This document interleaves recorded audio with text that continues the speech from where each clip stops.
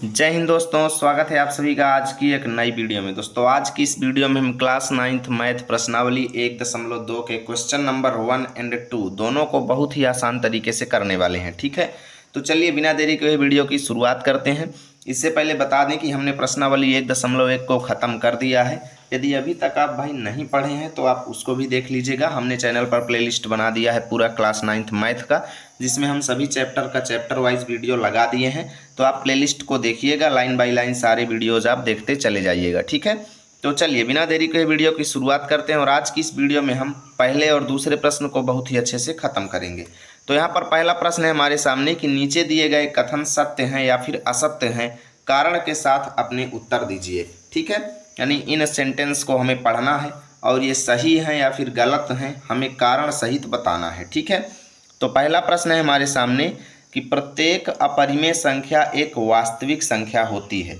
ये बात सही है या फिर गलत है, ये हमें बताना है। ठीक है, तो अपरिमेय संख्या क्या होती है पहले मैं आपको ये बताता हूँ। ठीक है, देखो भाई, परिमेय संख्या के बारे में मैंने आपको बताया था कि परिमेय संख्या जो होती है इसको हम P/Q के रूप में लिख सकते हैं, बटे के रूप में लिख सकते हैं, हमने ये आपको बताया था।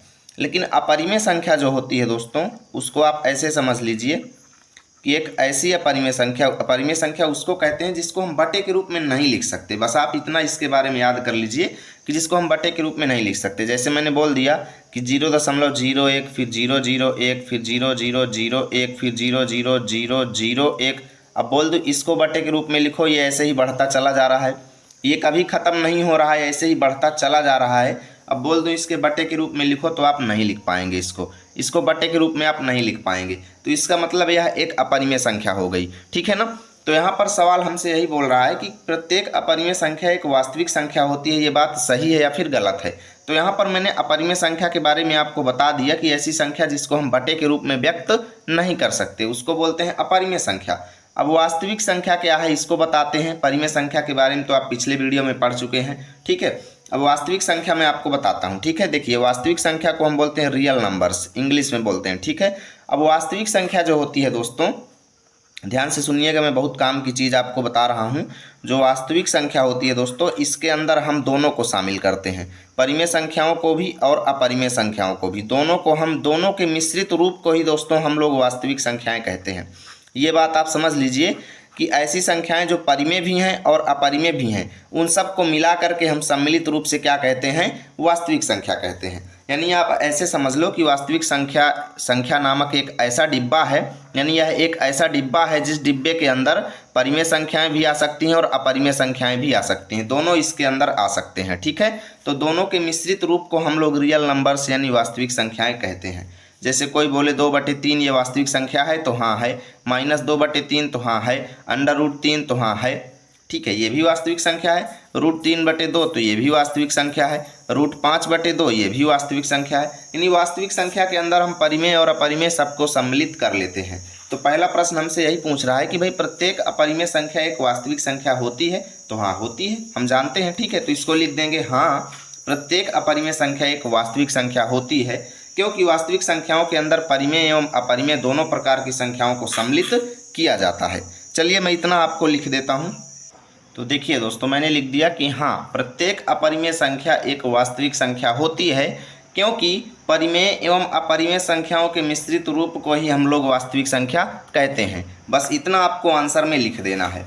अब दूसरा प्रश्न है आप सभी के सामने, और ये है कि संख्या रेखा का प्रत्येक बिंदु जो होता है वो √m के रूप का होता है, जहाँ m एक प्राकृतिक संख्या है। ये बात सही है या फिर गलत है? तो मैंने सवाल को सबसे पहले अलग लिख लिया है ताकि आप सभी को समझाने में आसानी हो। ठीक है, तो दूसरा प्रश्न कहता है कि संख्या रेखा का प्रत्येक बिंदु √m के रूप का होता है, जहाँ m एक प्राकृतिक संख्या है। तो मैं आपको इसे अच्छे से समझाने की कोशिश करता हूँ। सबसे पहले मैं एक संख्या रेखा बनाता हूँ। देखिए संख्या रेखा ऐसी होती है। ठीक है भाई, बीच में हमारा 0 होता है, इधर 1, इधर 2, इधर 3, इधर 4, ठीक है 5 भी होता है, इधर -1, -2, -3, -4। ठीक है, तो यहाँ पर ये कहता है कि संख्या रेखा का प्रत्येक बिंदु √m के रूप का होता है, जहाँ m एक प्राकृतिक संख्या होती है।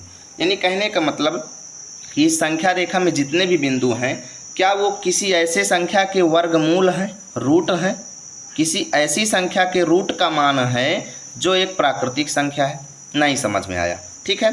ये बताओ, 1 को मैं ऐसे लिख सकता हूँ कि 1 जो है वो √1 का मान है। 2 को मैं ऐसे लिख सकता हूँ कि ये √4 का मान है। हाँ जी, ज़रूर लिख सकता हूँ। 3 को मैं ऐसे लिख सकता हूँ कि ये √9 का मान है। 9 का रूट करोगे 3 आएगा। 4 को मैं ऐसे लिख सकता हूँ कि ये √16 का मान है। तो सवाल आपसे यही पूछ रहा है कि क्या इस संख्या रेखा में जितने भी बिंदु हैं वो सब किसी न किसी संख्या के वर्गमूल हैं क्या? कि इस संख्या रेखा में जितने भी बिंदु हैं क्या वो किसी ऐसी संख्या के वर्गमूल हैं जो एक प्राकृतिक संख्या है? तो चलिए देखते हैं भाई। 1 को मैंने √1 लिख दिया, 1 एक प्राकृतिक संख्या है।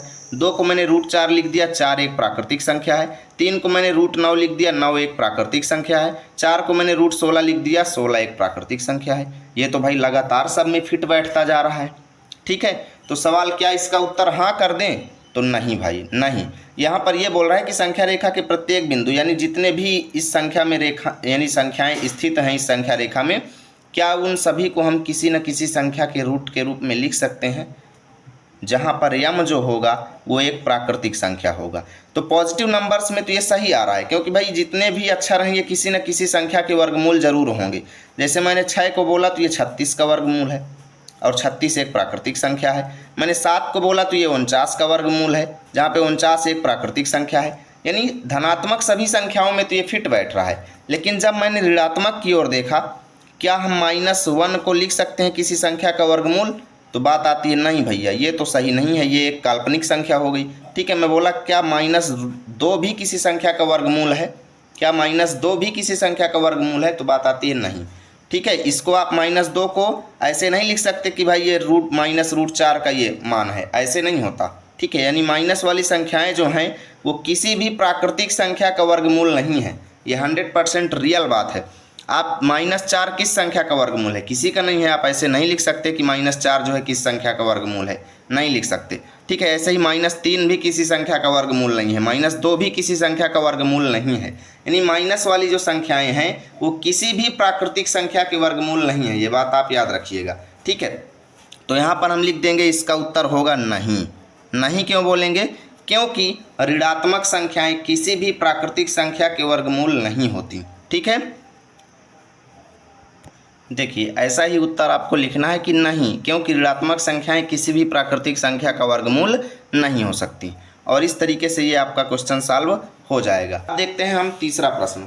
तीसरा प्रश्न बोलता है कि प्रत्येक वास्तविक संख्या एक अपरिमेय संख्या होती है। ये बात सही है कि नहीं सही है? तो भाई अभी तक देखिए मैंने आपको बताया था कि वास्तविक संख्या जो होता है ये परिमेय और अपरिमेय दोनों से मिलके बना है। वास्तविक संख्या जो है ये परिमेय और अपरिमेय दोनों से मिलके बना है। तो प्रत्येक वास्तविक संख्या जो है वो एक अपरिमेय संख्या होगी या फिर नहीं होगी, ये अब समझने की बात है, ठीक है। मैं आपसे ये कहता हूँ कि ये जो परिमेय संख्या का डिब्बा होता है, आप अच्छे से समझिएगा। अभी मैं आपको बताया था कि ये परिमेय संख्या ऐसे जो वास्तविक संख्या का डिब्बा होता है इसमें क्या क्या होता है।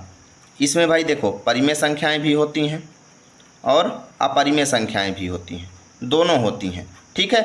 तो मान लिया कि जो अपरिमेय है वो तो अपरिमेय है ही, लेकिन क्या जो इसमें परिमेय है वो भी अपरिमेय हो जाएंगी? ऐसा थोड़ी है, जो परिमेय है वो परिमेय रहेंगे, जो अपरिमेय है वो अपरिमेय रहेंगी। परिमेय को हम अपरिमेय थोड़ी कह सकते हैं ना।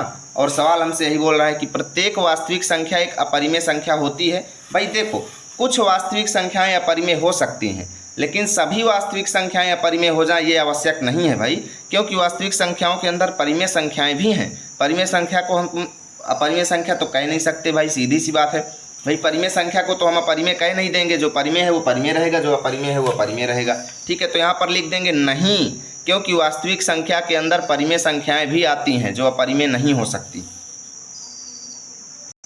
देखिए मैंने लिख दिया कि नहीं, क्योंकि वास्तविक संख्याओं के अंतर्गत परिमेय संख्याएं भी आती हैं जिन्हें हम अपरिमेय नहीं कह सकते हैं, ठीक है। उदाहरण के रूप में अगर आपको दिखाना है तो आप दिखा देंगे कि भाई देख लो, ठीक है। वास्तविक संख्याओं को हम अपरिमेय नहीं कह सकते हैं, क्योंकि भाई देखो 2 एक वास्तविक संख्या भी है भाई, परिमेय है अपरिमेय वास्तविक संख्या भी है, लेकिन 2 को हम अपरिमेय नहीं कह सकते भाई, ठीक है। 2 को हम अपरिमेय नहीं कह सकते, आप उदाहरण के रूप में भी दे सकते हैं, ठीक है। चलिए देखते हैं अब हम दूसरा प्रश्न आपके इसी चैप्टर का। अभी तक कई लोग वीडियो को लाइक नहीं किए हैं तो भाई लाइक वगैरह कर दीजिए। दूसरा प्रश्न है कि क्या सभी धनात्मक पूर्णांकों के वर्गमूल अपरिमेय होते हैं?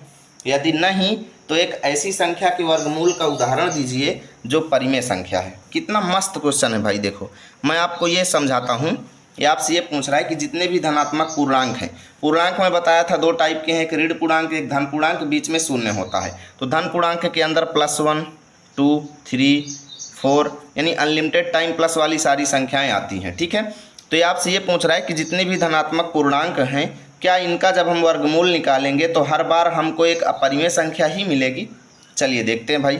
1 का जब हम वर्गमूल निकालने पहुँचे तो हमको 1 मिल गया, जो कि एक अपरिमेय संख्या नहीं है, तो शर्त तो यहीं पर गलत हो गई। 2 को देखते हैं, 2 का निकाले तो नहीं निकाल पाए, यानी ये एक अपरिमेय संख्या है। ठीक है, ऐसे ही हमने 3 को देखा, 3 भी एक अपरिमेय संख्या हो गई, √3। ठीक है, हम पहुँचे 4 का निकालने और जैसे ही 4 का निकाले तो हमको 2 मिल गया, जो कि एक परिमेय संख्या है, ना कि एक अपरिमेय। इसका मतलब शर्त इनकी यहीं पर गलत हो गई। तो सवाल हमसे पूछा कि क्या सभी धनात्मक पूर्णांकों के वर्गमूल अपरिमेय होते हैं, यानी जितने भी पॉजिटिव नंबर्स होते हैं हम उनका जब वर्गमूल निकालेंगे, रूट निकालेंगे, तो क्या हर बार हमको एक अपरिमेय संख्या मिलेगी? तो उत्तर है नहीं। ठीक है, हम उत्तर देंगे नहीं। लेकिन आगे बोला है यदि आप नहीं कहते हैं तो एक ऐसी संख्या के वर्गमूल का उदाहरण दो जो एक परिमेय संख्या है। चलो √4 का उदाहरण दे दो, क्योंकि √4 का वर्गमूल आप निकालोगे तो 2 आएगा, जो कि एक परिमेय संख्या है। कई लोग बोलेंगे भैया 2 एक परिमेय संख्या क्यों है? 2 तो एक प्राकृतिक संख्या है। ये बताओ मैं 2 के बट्टे में 1 लगा सकता हूँ? हाँ लगा सकते हैं। 2 के बट्टे में 1 हो गया तो ये बट्टे के रूप में लिख गया कि नहीं लिख गया? जरूर लिख गया। तो जब बट्टे के रूप में लिख गया तो क्या मैं इसको परिमेय नहीं बोल सकता हूँ? बोल सकते हैं। ठीक है, तो लिख देंगे √4 बराबर 2 आता है, जो कि एक परिमेय संख्या है। उदाहरण भी हमने दे दिया है। ठीक है, इस तरीके से आप इस क्वेश्चन का आंसर दे देंगे और ये भी आपका पूरा खत्म हो जाएगा। तो यहाँ से इस 2 प्रश्नों को हमने अच्छे से समझ लिया है। अगले वीडियो में हम तीसरे और चौथे प्रश्न को ख़त्म करेंगे।